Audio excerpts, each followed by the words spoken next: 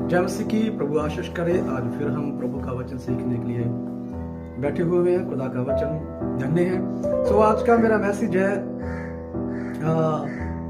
ना कि अकेला मसीह के लिए है, बाइबल में से है, लेकिन जो वचन जो आज की शिक्षा है, जो उस हर एक इंसान के लिए जो संघर्ष करता है, मेहनत करता है, बहुत सख्त मेहनत करता है, बहुत अधिक परिश्रम करता है, उनके लिए है। उन लोगों तक जरूर ये पवित्र वचन को पहुंचाए, ना कि वो बाइबल का वचन सुनकर, ना कि ईसाइयों का वचन सुनकर, बल्कि अपनी संघर्ष की ओर देखते हुए, अपनी मेहनत को देखते हुए इस चीज पर गौर करे, ध्यान करे पवित्र बाइबल में से। क्योंकि बाइबल एक ऐसा ग्रंथ है जिसमें सब कुछ मिलता है, सब कुछ, अच्छा बुरा, हर एक जो संसार में हो रहा है, घट रहा है, खाने का, पहनने का, देखने का, चलने का, लेटने का, हर एक चीज बाइबल में से मिल जाती है। कैसा खाना है, कैसा रहना है, कैसे लोगों को गरीब के साथ, अमीर के साथ, हर प्रकार की पवित्र शास्त्र में शिक्षा है। इसलिए हम इसे समंदर कहते हैं। जितना भी ढूंढ ले, जितना भी बारीकी में चल जाए, जितना भी नीचे चल जाए, और कुछ ना कुछ मिलता ही रहता है। सो आज का वचन हम देखेंगे उपदेश की किताब, हिंदी में सपोपदेशक और पंजाबी में उपदेश कहते हैं, उपदेश की पोथी कहते हैं। सपोपदेश किताब 2 अध्याय, उसका हम 22 वचन देखेंगे। लिखा हुआ है, मनुष्य जो धरती पर मन लगा कर परिश्रम करता है, उससे उसको क्या लाभ होता है। उसके सब दिन तो दुखों से भरे रहते हैं और उसका काम खेत के साथ होता है।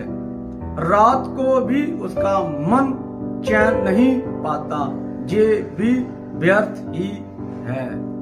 सो जो उपदेश किताब, जो सपोपदेश किताब है, इसमें हम एक अध्याय पढ़ सकते हैं। प्रभु का महान दास कहता है, व्यर्थ व्यर्थ व्यर्थ।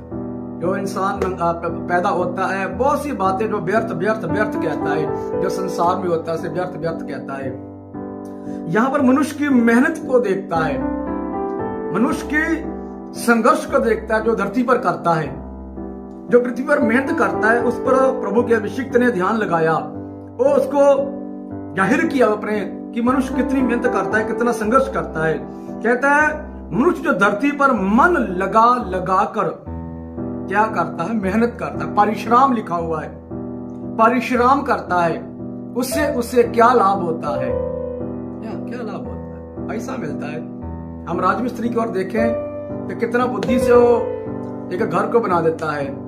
जहां हम एक प्लम्बर को देखें तो कितनी बुद्धि से काम करता है। या किसी भी कारीगर को देखें, किसी की कारीगर को, चाहे गाड़ी बनाने वाला कारीगर हो, चाहे घर बनाने वाला कारीगर हो, या किसी भी प्रकार का कारीगर हो, तो कितनी बुद्धि से नई टेक्नोलॉजी निकाल कर वो काम करता है। खास करके मैंने देखा हुआ है जो एक नक्शा पास करते हैं, है ना, कितनी सारी दिमाग लगाते हैं। पुराने समय मिस्त्री कैसे कैसे कोठी बनाते थे, बंगला बनाते थे। तो बाइबल कहता है, मनुष्य जो धरती पर मन लगा कर परिश्रम करता है, उससे उसको क्या लाभ होता है। क्या लाभ होता है? पैसा मिलता है।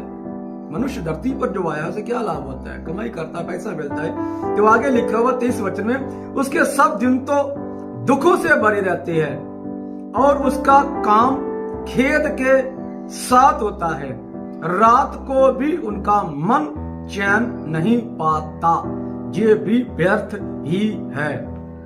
ये भी व्यर्थ कहता है। लास्ट में, आखिर में ये भी व्यर्थ कहता है। प्रभु का अभिषिक्त कहता है, रात को भी उसका मन चैन नहीं पाता, किससे लेने हैं, खास है किसको देने हैं। एक मजदूर मजदूरी कर निकलता है, पूरा दिन मजदूरी करता है, रात को दारू क्यों पीता है?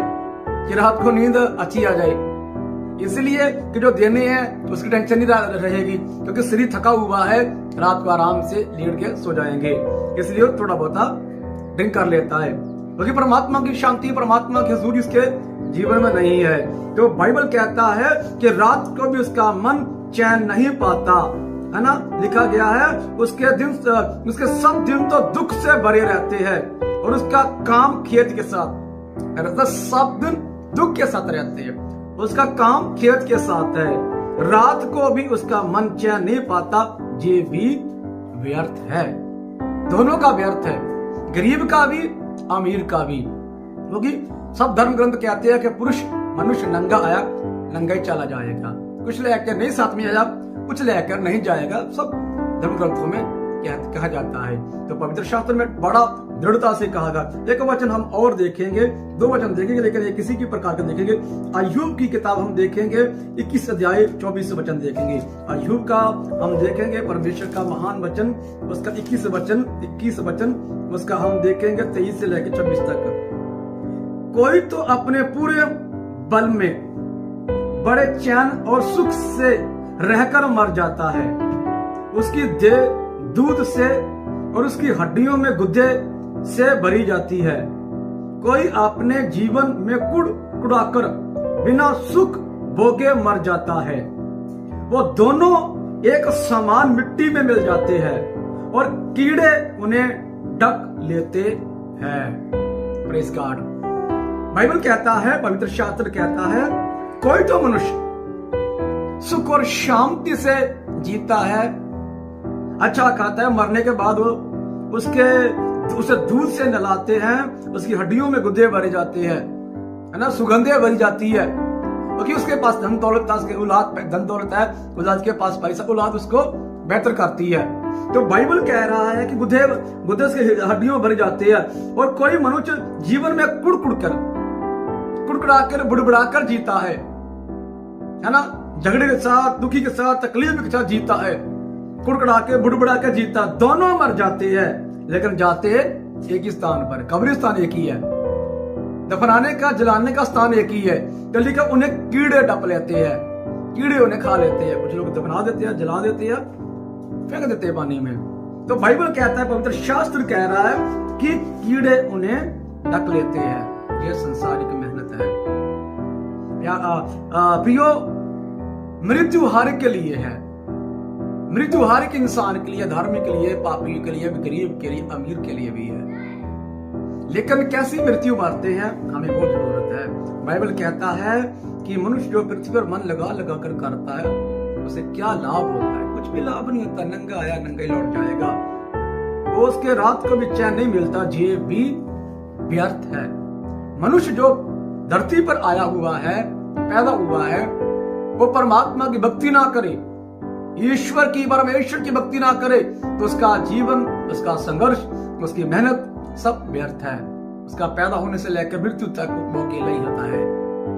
परमात्मा के साथ ना हो तो अकेला ही होता है। इसलिए हम बाइबल में लास्ट एक और वचन देखेंगे, इसलिए पहला कुरिन्थियों की किताब 15 अध्याय उसका 58 वचन देखेंगे। लिखा हुआ, इसलिए है मेरे प्रियो भाइयों, दृढ़ और अटल रहो और प्रभु के काम में सर्वदा बढ़ते जाओ, क्योंकि जे जानते हो कि तुम्हारा परिश्रम प्रभु में व्यर्थ नहीं है। Praise God. प्रभु का महान संत पौलुस कहता है, ये मेरे प्यारे भाइयों, मेरे प्रिय भाइयों, अटल रहो, प्रभु के काम में सर्वदा बढ़ते जाओ, क्योंकि जे जानते हो कि तुम्हारा परिश्रम, तुम्हारी मेहनत प्रभु में व्यर्थ नहीं है। एक बात ध्यान से, प्रभु में व्यर्थ नहीं है, मसीह में व्यर्थ नहीं है, खुदावंद यीशु मसीह में व्यर्थ नहीं है, दुनियावी संसारिक जिंदगी में व्यर्थ है। कुछ भी कर लीजिए, कितना भी धन दौलत कमा लीजिए, कितना भी संघर्ष कर लीजिए, कितनी भी आसानी की रोटी खा लीजिए, सब रीझे, सब दर्शन सपने पूरे कर लीजिए, आखिर में कब्र ही मिलना।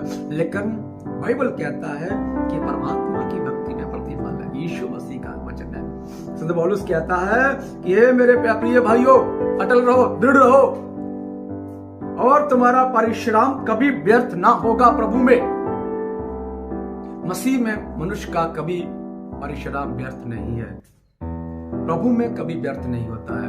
मैसेज लंबा हो रहा है, खुदा आशीष करे, बरकत दे। इसलिए मेरे भाइयों और मेरे बहनों, मेरा मैसेज सुनने वालों, प्रभु में, प्रभु की मेहनत करें, प्रभु में बढ़ते जाए। संसार में कुछ भी नहीं है, संसार व्यर्थ है, प्रभु के काम में बढ़े। प्रभु का काम कुछ व्यर्थ नहीं है, प्रार्थना व्यर्थ नहीं है, बाइबल पढ़ना व्यर्थ नहीं है, दान दशवां से व्यर्थ नहीं है, संडे सर्विस में व्यर्थ नहीं, आप उपवास प्रार्थना करते हैं व्यर्थ नहीं है, आप प्रभु के लिए जीते हैं, प्रभु के लिए भूखा रहते हैं, प्रभु के लिए मरते हैं, कुछ भी प्रभु के लिए करते हैं, वो व्यर्थ नहीं है। परंतु संसार के लिए, संसार में जो करते हैं व्यर्थ ही है, कोई उसका प्रतिफल देने वाला नहीं। कोई, जहां तक कि हम बच्चों के लिए करते हैं, बच्चों जब बड़े बच्चे कहते हैं तुम्हारे लिए हमने ऐसा किया वैसा किया, कहते सब करते हैं, तुमने अलग किया हुआ है। तो ये हमें सुनने के लिए मिलता है। तो अच्छा है, प्रभु में मेहनत करें, प्रभु में हम आशीष हो जाए। गॉड ब्लेस यू, खुदा आशीष दे।